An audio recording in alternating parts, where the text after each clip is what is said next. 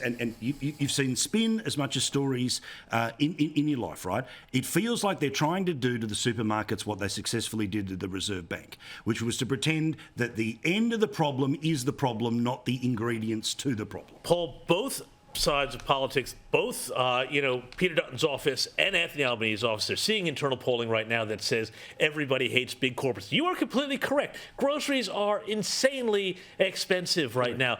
The problem is we've got this duopoly, which is encouraged by government. The solution to that is not to add more regulation into the mix and to make it harder to do business. The solution ultimately is going to be more competition for the sector. I think that's the thing. But I think also when you talk about culture wars, this is this pattern that we get into over and over and over again with things. We saw it with The Voice, we see it with this, we see it with everything.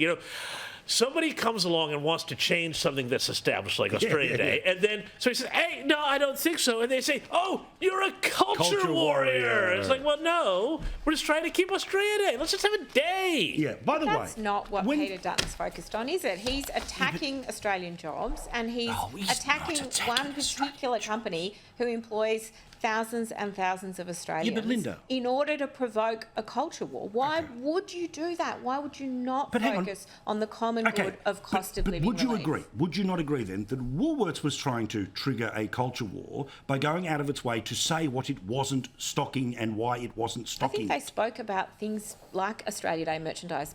You'll tell me if I'm wrong here, being stocked in another version of the stores that they owned. They had said that the meaning of the day had changed, all the rest of it. But here's the thing, when we're talking about companies making giant profits off the back of the things that Australians desperately need during a time of cost of living crisis where there is less money around.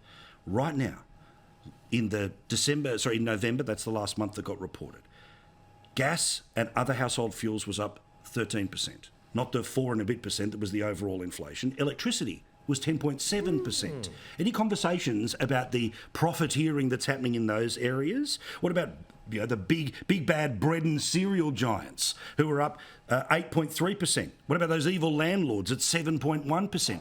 So my point being, right, which is that I think to a degree, it will be effective for the government to be able to say for multiple weeks, supermarket, point to a bloke whose job it was to implement and then cancel Grocery Watch a political generation ago and pretend we've done something when nothing will change. And okay, they might be able to find something to fire out of a gun ahead of a by-election in Victoria to pretend they're doing something about cost of living, like the announcement today. 30,000 homes will have their power bills brought down. Great. But you know what the 30,000 homes were? They were housing commission houses, right? They're still homes, Paul, and they're still people. And as I said, and I recognise that, but that's not moving the dial. That's trying to be seen to move the dial for a broader population who will receive no benefit from that decision. Well, Paul, I mean, you want to talk about cost of living.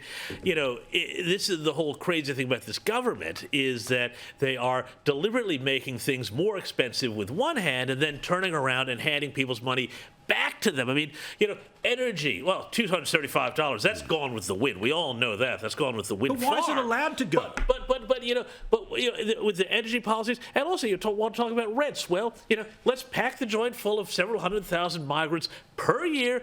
That's going to cause competition. Oh, well, now we'll give some money back, or we'll go after landlords, and we'll go after that. But, it's like easier, I reckon, to just not make things more expensive in the first place, Paul.